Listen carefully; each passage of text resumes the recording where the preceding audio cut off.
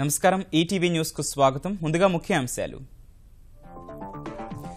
మియాపూర్ భూ కుంభకోణంలో బయటపడుతున్న అక్రమాలు. ఒకే రోజు 2 కంపెనీలకు రిజిస్ట్రేషన్లు. రిమాండ్ రిపోర్టులో పోలీసుల వెల్లడి. జీహెచ్ఎంసీ ఫలితాలే అసెంబ్లీ ఎన్నికల్లో పునరావృతమవుతాయన్న కేసీఆర్. అంచనాలకు మించి తెలంగాణను అభివృద్ధి చేస్తున్నామని పునరుద్ఘాటన.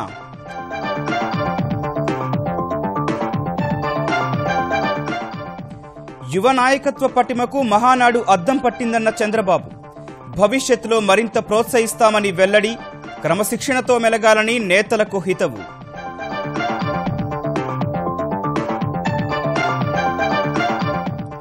చురుగ్గా కదులుతున్న నైరుతి రుతుపవనాలు నేడు కేరళ తీరం తాకుతాయన్న వాతావరణ శాఖ. జూన్ మొదటి వారంలో తెలుగు రాష్ట్రాలకు చేరతాయని అంచనా.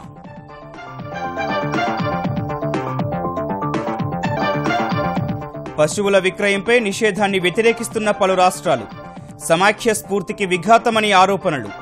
గేదెలను మినహాయించే యోచనలో కేంద్ర ప్రభుత్వం.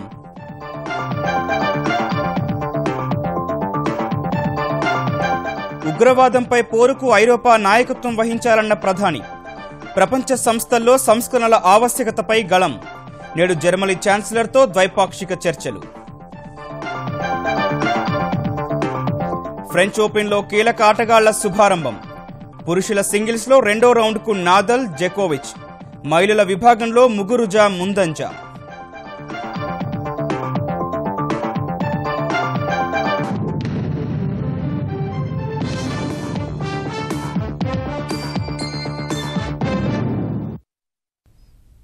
హైదరాబాద్లో సంచలనం సృష్టించిన మియాపూర్ భూ కుంభకోణంలో ప్రధాన నిందితులు సాగించిన అక్రమ బాగోతాలు వెలుగు చూస్తున్నాయి. వేల కోట్ల కుంభకోణంలో ప్రధాన నిందితులు పథకం ప్రకారం కుమ్మక్కై కుట్ర పన్నారని పోలీసులు వెల్లడించారు. ప్రభుత్వ భూమి అని తెలిసి మరీ పక్కా పథకం ప్రకారం రిజిస్ట్రేషన్ చేశారని సోమవారం న్యాయస్థానానికి సమర్పించిన రిమాండ్ నివేదికలో ఆసక్తికర విషయాలు వివరించారు.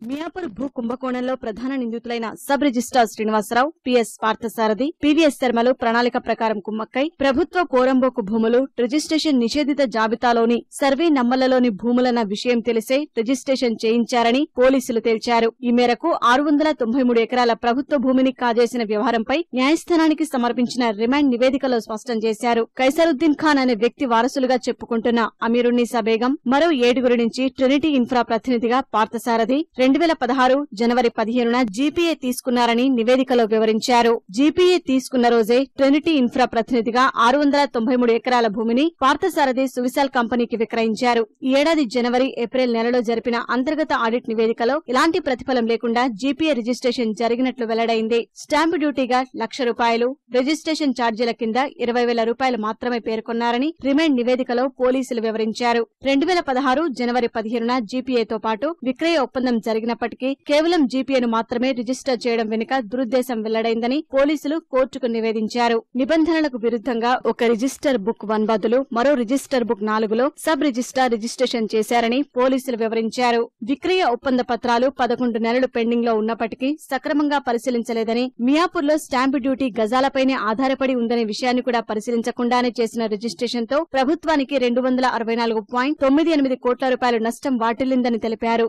693 ఎకరాల భూమి కాజేయడంలో భాగంగా నిందితులకు హక్కులు కల్పించేందుకు సబ్ రిజిస్ట్రార్ శ్రీనివాసరావు సహకరించారని, ఈ మొత్తం వ్యవహారంలో ప్రభుత్వానికి ₹587.11 కోట్లు నష్టం వాటిల్లిందని పోలీసులు నివేదికలో స్పష్టం చేశారు. ఈ కేసులో ట్రినిటీ ఇన్ఫ్రా, సువిశాల్ కంపెనీలతో పాటు మొత్తం 11 మందిని నిందితులుగా పేర్కొన్నారు. అరెస్టైన నిందితుల 3 ఇళ్లలో వేర్వేరు బృందాలు సోదాలు నిర్వహించగా కీలక పత్రాలు, సమాచారం లభించిందని పోలీసులు నివేదికలో వెల్లడించారు. నిందితులను కూకట్పల్లి 5వ అదనపు జూనియర్ సివిల్ జడ్జి ముందు హాజరుపరచగా 14 రోజుల జ్యుడిషియల్ రిమాండ్ విధించిన కోర్టు 10 రోజుల కస్టడీకి ఇవ్వాలన్న పిటిషన్పై తీర్పును ఇవాళ్టికి వాయిదా వేసింది. మరోవైపు తమ ఆధీనంలో ఉన్న భూములను జీహెచ్ఎంసీకి అప్పగించిన రాష్ట్ర ప్రభుత్వం ఇందుకు సంబంధించి స్పష్టమైన ఆదేశాలు జారీ చేసినప్పటికీ ఇవి ప్రైవేటు భూములంటూ కూకట్పల్లి సబ్ రిజిస్ట్రార్ ప్రైవేటు సంస్థలకు రిజిస్ట్రేషన్ చేశారంటే ఈ మొత్తం వ్యవహారం వెనుక పెద్దల హస్తమే ఉందన్న అనుమానాలు వ్యక్తమవుతున్నాయి. ఫలితంగా ఈ కేసును లోతుగా పరిశోధన చేసేందుకు సిఐడికి అప్పగించాలని పోలీసు ఉన్నతాధికారులు యోచిస్తున్నారు.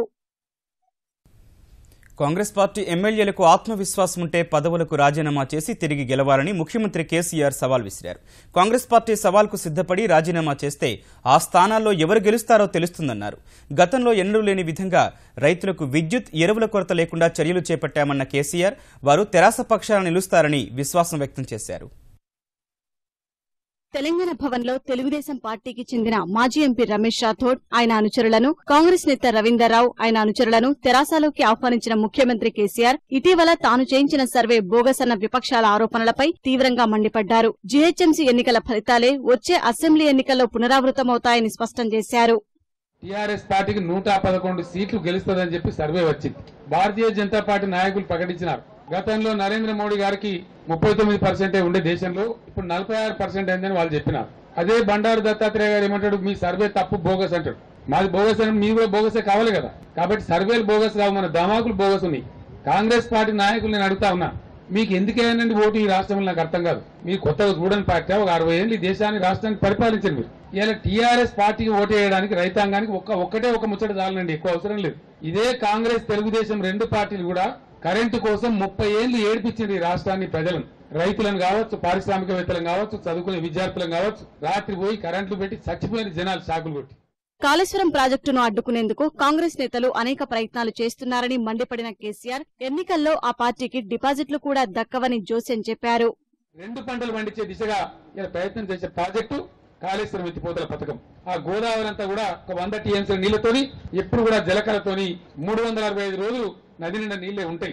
దాని మీద 15-16 రోజులలో కాంగ్రెస్ పార్టీ 4 సార్లు కోర్టుకు పోయింది. కాళేశ్వరం ప్రాజెక్టు మీద స్టే తెచ్చి ఆ పనులు ఆపించడానికి పోయింది. ఎవరి ప్రయోజనం కోసం ఆపుతున్నారండి మీరు? కాంగ్రెస్ నాయకులకు నేను ఒక ఛాలెంజ్ చేస్తా ఉన్నా, మీకు మీ మీద ఆత్మవిశ్వాసం బాగుంది కదా, మరి అటువంటి అప్పుడు మీరే రాజీనామా చేయండి. పోరాని ఎలక్షన్లకు మీరు గెలుస్తారా మేము గెలుస్తామో తెలుస్తుంది. ఈ రోజు ఆ కేసీఆర్ కిట్లు పోతే మీ గుండెలలో బాంబులు పడతాయి. జూన్ 3వ తారీఖు నుంచి ఆ పంపిణీ స్టార్ట్ అవుతా ఉంది. అప్పుడు ప్రజలకు మరింత కూడా తెలుస్తుంది, మీకు డిపాజిట్ కూడా రానటువంటి పరిస్థితి మీరు పోతారని చెప్పి నేను మనవి చేస్తా ఉన్నా. కాంగ్రెస్ పాలనలో ఎరువులు, విత్తనాల కోసం రైతులు అనేక అవస్థలు పడ్డారన్న కేసీఆర్ ఈ పరిస్థితి పూర్తిగా మార్చామని చెప్పారు. ఎరువుల కోసం ఇచ్చే రాయితీని నేరుగా రైతుల ఖాతాల్లోకే జమ చేస్తామని తెలిపారు. 12 లక్షల మెట్రిక్ టన్నుల డీఏపీ యూరియా తెచ్చి రెడీగా పెట్టినాం. ఇప్పుడు 12 లక్షల మెట్రిక్ టన్నుల యూరియా ఇప్పుడు స్టాక్ ఉంది మన తెలంగాణ రాష్ట్రంలో. కాబట్టి ఇప్పుడు ఎరువుల కొరత లేదు, విత్తనాల కొరత లేదు, కరెంటు కొరత లేదు. ఇటువంటి బ్రహ్మాండంగా ఉంది కాబట్టి మాకు రైతులు ఓటేస్తామని చెప్తా ఉన్నారు, టీఆర్ఎస్ కడుపులో పెట్టుకుంటా ఉన్నారు. తెలంగాణ రైతు సోదరులందరికీ మీ బిడ్డగా, రైతు బిడ్డగా నేను చేతులెత్తి దండం పెడతా ఉన్నా. నిజాయితీగా ఎవరి పేరిట ఎంత భూమి ఉందో వ్యవసాయ అసిస్టెంట్లకు మీరందరూ నిలబడి గ్రామాలలో రాయించాలి. ఏ లిస్ట్ అయితే వాళ్ళు ఇచ్చింది వస్తుందో వాళ్ళ పేరుని నేను 8,000 రూపాయలు ఇక్కడ బ్యాంకులలో వేస్తాను. మీరు దరఖాస్తు పెట్టే అక్కర్లేదు, పైరవ్ చేసే అక్కర్లేదు. ఏ పేర్లు అయితే ఈ రోజు లిస్ట్ లో ఎక్కి ప్రభుత్వానికి చేరుతాయో ఆ 8,000 రూపాయలు ఆ పేర్ల మీదనే వేయడం జరుగుతుంది. రైతు రుణమాఫీ, పెన్షన్లు, ఒప్పంద ఉద్యోగులు, హోంగార్డుల క్రమబద్దీకరణ, అంగన్వాడీ, ఆశా కార్యకర్తల జీతాల పెంపు వంటి అనేక కార్యక్రమాలు చేస్తోన్న తమకే ప్రజలు ఓట్లేస్తారని ముఖ్యమంత్రి విశ్వాసం వ్యక్తం చేశారు. సమర్థ నాయకత్వ పనితీరుకు నిదర్శనంగా మహానాడు 3 రోజుల కార్యక్రమం నిలిచిందని తెలుగుదేశం అధినేత చంద్రబాబు తెలిపారు. ప్రతి ఒక్కరూ 80% పైగా సంతృప్తి వ్యక్తపరచడం అరుదైన విషయంగా అభివర్ణించిన ఆయన రాష్ట్ర ప్రయోజనాల కోసం నిస్వార్థంగా పనిచేసే ప్రతి ఒక్కరికి అవకాశాలు కల్పిస్తామని వెల్లడించారు. భవిష్యత్తులో యువ నాయకత్వాన్ని మరింత ప్రోత్సహిస్తామని పేర్కొన్నారు.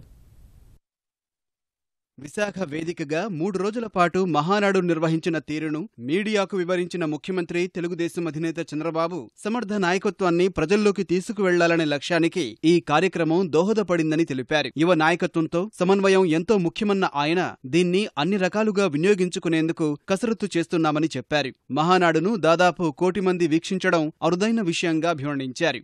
ఇన్ ఆల్ ఆస్పెక్ట్స్ ఈ మహానాడు చాలా సాటిస్ఫాక్షన్ ఇచ్చింది. నేను చాలా మహానాడులో మాట్లాడడం కానీ ఈ మహానాడులో ఇన్స్పిరేషనల్ టీమ్ తయారు చేశాం. ఆ లీడర్షిప్ కి అవకాశాలు వస్తే వండర్స్ చేసే పరిస్థితిలో ఉన్నారు. అదే ఈరోజు ఇక్కడ నిరూపించారు. ఎర్రనాడు కొడుకు ఎంత బాగా మా రామ్మోహన్ నాయుడు చూశారు, వాళ్ళ నాన్న కంటే బాగా చేశారు. నాన్న ఒక లీడర్షిప్ ఇచ్చేవాడు. ఇతని కమ్యూనికేషన్ కానీ, ఎఫెక్టివ్ గా కండక్ట్ చేయడం కానీ, ఫ్లూయెన్సీ కానీ, సమయస్ఫూర్తి కానీ చాలా బాగా చేయగలిగారు. ఇవన్నీ కూడా ఫ్యూచర్లో ఇంకా యంగ్స్టర్స్ కూడా బాగా ఎంకరేజ్ చేయాలి. మాకు తెలియకుండా వెల్విషర్ చాలా మంది ఉన్నారు.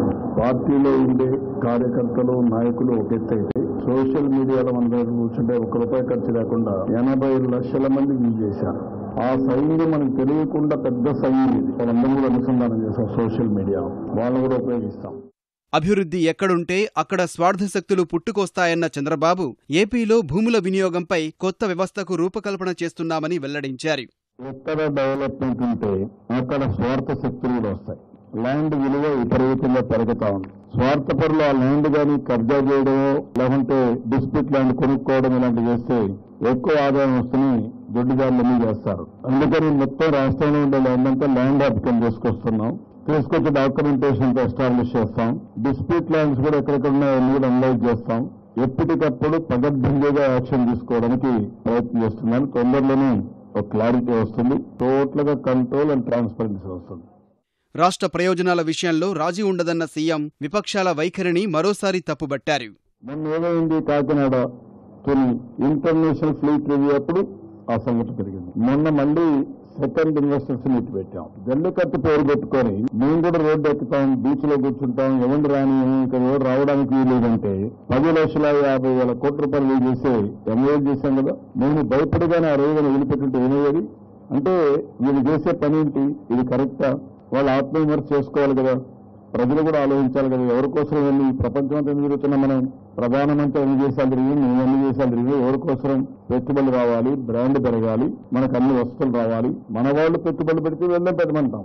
దిగి ఇక్కడి నుంచి పెట్టాడు, వాడిని రానియదు. వేరే వాడు వస్తే వాడు రాకూడదు. ఏ విధంగా చేస్తారు చెప్పండి? పార్టీ క్రమశిక్షణ విషయంలో రాజీ లేదని స్పష్టం చేసిన బాబు క్రమశిక్షణ పాటించని పార్టీలకు మనుగడ లేదని గుర్తు చేశారు. ఎన్టీఆర్కు భారతరత్న ఇచ్చేలా ప్రయత్నాలు కొనసాగిస్తామన్న ఆయన ప్రధాని మోదీతో కూడా చర్చిస్తామని, ఈ ఏడాదే ఆ ప్రకటన వస్తుందని విశ్వాసం వ్యక్తం చేశారు. వరుస ఉగ్రదాడులతో ఐరోపా ఇబ్బందులు ఎదుర్కొంటున్న వేళ ఉగ్రవాద వ్యతిరేక పోరాటానికి ఈ ప్రాంతమే నేతృత్వం వహించాలని ప్రధాని నరేంద్ర మోదీ పిలుపునిచ్చారు. మానవత్వానికి పెను సవాల్గా మారిన ఉగ్రవాదం విషయంలో రక్షణాత్మక ధోరణి విడనాడి ఐక్యరాజ్యసమితి ఆధ్వర్యంలో ఎదుర్కొనేందుకు ఐరోపా దేశాలు కృషి చేయాలని విదేశీ పర్యటన సందర్భంగా ఓ పత్రిక ముఖాముఖిలో కోరారు. భారత్కు శాశ్వత సభ్యత్వం లభించేలా భద్రతా మండలి విస్తరణ ఆవశ్యకతను గుర్తు చేశారు.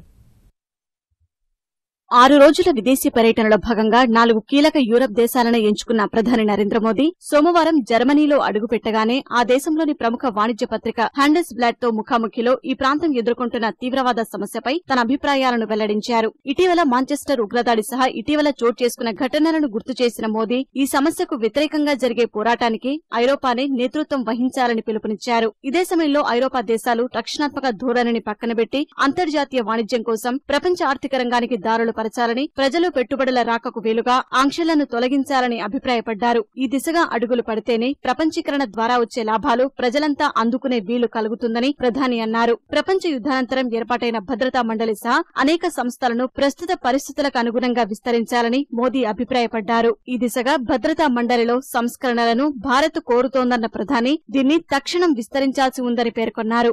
భద్రతా మండలిలో శాశ్వత సభ్యత్వానికి భారత్ కు అన్ని అర్హతలు ఉన్నాయని వివరించారు. ఇదే సందర్భంలో జర్మనీతో భారత్ సంబంధాలను వివరించిన ప్రధాని భారత్లో తయారీ, అంకుర పరిశ్రమలు, నైపుణ్య భారత్, స్వచ్ఛ భారత్, ఆకర్షణీయ నగరాల పథకాల్లో ఆ దేశం ముఖ్య భూమిక పోషించవచ్చని తెలిపారు. సరికొత్త మార్పు దిశగా చేసే ప్రయాణంలో జర్మనీకి ఉన్న సత్తా తమకు చాలా ఉపయోగపడగలదని మోదీ అభిప్రాయపడ్డారు. ఐరోపా కూటమి ప్రపంచంలో చాలా ముఖ్యమైనదిగా అభివర్ణించిన మోదీ ప్రపంచ పరిణామాలపై దీని స్థిరత్వ ప్రభావం చాలా ఉంటుందని వ్యాఖ్యానించారు. 4 దేశాల పర్యటనలో భాగంగా జర్మనీ చేరుకున్న ప్రధాని నరేంద్ర మోదీ ఆ దేశ ఛాన్సలర్ ఏంజెలా మెర్కెల్తో భేటీ అయ్యారు. ఢిల్లీ నుంచి బెర్లిన్ చేరుకున్న ప్రధాని స్కాల్స్ మెస్బర్గ్లోని 18వ శతాబ్దం నాటి జర్మనీ ఛాన్సలర్ అధికారిక అతిథి గృహంలో ఆమెతో మర్యాదపూర్వకంగా సమావేశమయ్యారు. విందు సమావేశంలో పాల్గొన్న ఇద్దరు నేతలు అనంతరం పచ్చిక బయలులో నడుస్తూ పలు అంశాలపై చర్చించారు. మెర్కెల్తో తన సమావేశం చాలా బాగా జరిగిందని ట్విట్టర్లో పేర్కొన్న ప్రధాని పలు కీలక అంశాలపై 2 దేశాలు మార్గసూచిని ఖరారు చేయనున్నట్లు తెలిపారు. ఇవాళ అధికారికంగా జరిగే సమావేశంలో ఇరువురు నేతలు పలు ద్వైపాక్షిక, వాణిజ్య, ఆర్థిక అంశాలపై చర్చించనున్నారు. దక్షిణ చైనా అంశం కూడా మోదీ మెర్కెల్ భేటీలో ప్రస్తావనకు రానుంది. కబేలాలకు తరలించే ఆవుల విక్రయంపై నిషేధం విధిస్తూ కేంద్ర ప్రభుత్వం తీసుకున్న నిర్ణయానికి వ్యతిరేకంగా పలు రాష్ట్ర ప్రభుత్వాలు, రాజకీయ పార్టీలు ఆందోళనకు సిద్దమవుతున్నాయి. కేంద్రం నిర్ణయాన్ని అప్రజాస్వామికం, రాజ్యాంగ విరుద్ధంగా అభివర్ణించిన పశ్చిమ బెంగాల్ ముఖ్యమంత్రి మమతా బెనర్జీ దీన్ని తాము అంగీకరించబోమని తేల్చి చెప్పారు. కేంద్రం నిర్ణయాన్ని న్యాయస్థానంలో సవాల్ చేస్తామన్న మమత సమాఖ్య స్ఫూర్తిని దెబ్బతీస్తూ రాష్ట్రాల విషయంలో జోక్యం చేసుకోరాదని ఆమె కేంద్రానికి విజ్ఞప్తి చేశారు. కేంద్రం నిర్ణయాన్ని వ్యతిరేకిస్తూ కేరళ, తమిళనాడు, కర్ణాటకల్లోని పలుచోట్ల నిరసన ప్రదర్శనలు నిర్వహించారు. బెంగళూరులో వామపక్ష అనుకూల, వ్యతిరేక విద్యార్థి సంఘాలు పోటాపోటీ ఆందోళనలు చేపట్టాయి. కబేలాలకు తరలించే ఆవుల విక్రయాన్ని వ్యతిరేకిస్తూ రేపు తమిళనాడులో నిరసన కార్యక్రమం చేపట్టాలని ప్రతిపక్ష డీఎంకే నిర్ణయించింది. తాజా నిరసనలు సహా ప్రభుత్వ నిర్ణయాన్ని వ్యతిరేకిస్తూ పెద్ద ఎత్తున వినతులు వస్తున్న వేళ వధ నిమిత్తం విక్రయించే జంతువుల నిషేధంపై విధించిన నిబంధనల విషయంలో కేంద్రం పునరాలోచన చేస్తున్నట్లు తెలిసింది. కేంద్రం పేర్కొన్న జంతువుల జాబితా నుంచి గేదెలను మినహాయించే యోచనలో ఉన్నట్లు సమాచారం. తమకు అందిన విజ్ఞాపనలను అధ్యయనం చేస్తున్నామని, గేదెలను మినహాయించే అంశంపై ఇంకా ఎలాంటి తుది నిర్ణయం తీసుకోలేదని కేంద్ర పర్యావరణ మంత్రిత్వ శాఖ తెలిపింది. ఆంధ్రప్రదేశ్కు ప్రపంచ బ్యాంకు రుణం మంజూరైంది. అందరికీ విద్యుత్ పథకం కోసం 1,547,40 లక్షల ఇవ్వనున్నట్లు ప్రపంచ బ్యాంకు ప్రకటించింది. ఈ ప్రాజెక్టు వల్ల ఏపీలో విద్యుత్ రంగానికి అనేక విధాల ప్రయోజనం ఉంటుందని ప్రపంచ బ్యాంకు ప్రతినిధి జునైద్ అహ్మద్ తెలిపారు. ట్రాన్స్మిషన్, డిస్ట్రిబ్యూషన్లో మౌలిక సదుపాయాలు మెరుగుపడతాయన్న ఆయన సాంకేతిక సామర్థ్యం పెరిగి ఏపీ విద్యుత్ సంస్థలు ఆర్థికంగా బలపడతాయని చెప్పారు. ఎంపిక చేసిన పట్టణాల్లో స్మార్ట్ గ్రిడ్లు ఏర్పాటు చేసుకోవాలని సూచించిన జునైద్ అహ్మద్ గృహాలు, పరిశ్రమలు, వ్యాపార సంస్థలకు నాణ్యమైన విద్యుత్ అందిస్తే ఆర్థిక పరిస్థితులు మెరుగుపడతాయని స్పష్టం చేశారు. విద్యుత్ రంగాన్ని మెరుగుపరిచేందుకు 2014 నుంచి ఏపీ ప్రభుత్వం గణనీయమైన చర్యలు తీసుకుందని వివరించిన ప్రపంచ బ్యాంకు ప్రతినిధి ప్రభుత్వ ప్రణాళికలకు సహకారం అందిస్తామని హామీ ఇచ్చారు. ఔషధ విక్రయాల్లో ఆన్లైన్ విధానాన్ని అమలు చేయవద్దని కోరుతూ ఇవాళ దేశవ్యాప్తంగా అన్ని మెడికల్ షాపుల బంద్కు all India organisation of chemist and druggist పిలుపునిచ్చింది. ఫలితంగా హైదరాబాద్లోని అన్ని ఔషధ దుకాణాలు మూతపడతాయని ఆ సంస్థ హైదరాబాద్ జిల్లా శాఖ ప్రతినిధులు తెలిపారు. ఆన్లైన్ విధానం ద్వారా ఔషధాలు క్రయ విక్రయాలు జరిగితే దేశవ్యాప్తంగా 50 లక్షల కుటుంబాలు బజారున పడతాయని అసోసియేషన్ సభ్యులు ఆవేదన వ్యక్తం చేశారు. నిద్ర మాత్రలు, మత్తు మాత్రలు కూడా విచ్చలవిడిగా దొరుకుతాయని, వీటి వల్ల దేశ యువత భవిష్యత్ అంధకారమవుతుందని తెలిపారు. తెలంగాణ ప్రభుత్వం ప్రతిష్టాత్మకంగా చేపడుతోన్న మిషన్ భగీరథలో నిధుల దుర్వినియోగంపై నిష్పాక్షిక దర్యాప్తు చేయించాలని తెలంగాణ రాజకీయ ఐక్యస చైర్మన్ కోదండరాం డిమాండ్ చేశారు. 10 ఏళ్ల వ్యవధిలో చేపట్టిన మంచినీటి పథకాలను కూడా తీసేసి కొత్తవి వేయడం చూస్తుంటే గుత్తేదారుల జేబులు నింపేందుకే చేస్తున్నట్లుందని ఆయన మహబూబ్ నగర్లో ఆరోపించారు. మలిదశ ఉద్యమంలో అసువులు బాసిన వారి పేరిట ఇప్పటికీ స్మారకాలు నిర్మించకపోవడం శోచనీయమని కోదండరాం వ్యాఖ్యానించారు. దాదాపు ప్రతి గ్రామానికి ఒక రక్షిత మంచినీటి పథకం అమలైంది. ప్రతి ఊళ్ళే ఆర్ఓ ప్లాంట్లు కూడా వచ్చినాయి. అందరూ కూడా పరిశుభ్రంగా నీళ్లు తాగే అవకాశం ఉంది. ఇంకా కావాలనుకుంటే దాన్ని ఏదన్నా నీటి సప్లైని ఇంకా పెంచొచ్చు ఉన్న పైప్ లైన్ల ద్వారానే. కానీ ఇప్పుడు అవన్నింటినీ ఊడబెరికి కొత్తగా మళ్ళీ పైప్ లైన్లు, మళ్ళీ ఓవర్ హెడ్ ట్యాంకులు, మళ్ళీ ఇవన్నీ ఖర్చులు పెట్టవలసినటువంటి అవసరం లేదు. నైరుతి రుతుపవనాలు జూన్ మొదటి వారంలో తెలుగు రాష్ట్రాల్లో ప్రవేశించే అవకాశం ఉందని హైదరాబాద్ వాతావరణ కేంద్రం అధికారులు వెల్లడించారు. జూన్ 2వ వారంలో తెలుగు రాష్ట్రాల్లోని అన్ని ప్రాంతాలకు విస్తరిస్తాయని వివరించారు. రుతుపవనాలు ప్రస్తుతం అండమాన్ ప్రాంతంలో పూర్తిగా విస్తరించాయని, ఇవాళ కేరళ తీరాన్ని తాకే అవకాశం ఉందని అంచనా వేస్తున్నారు.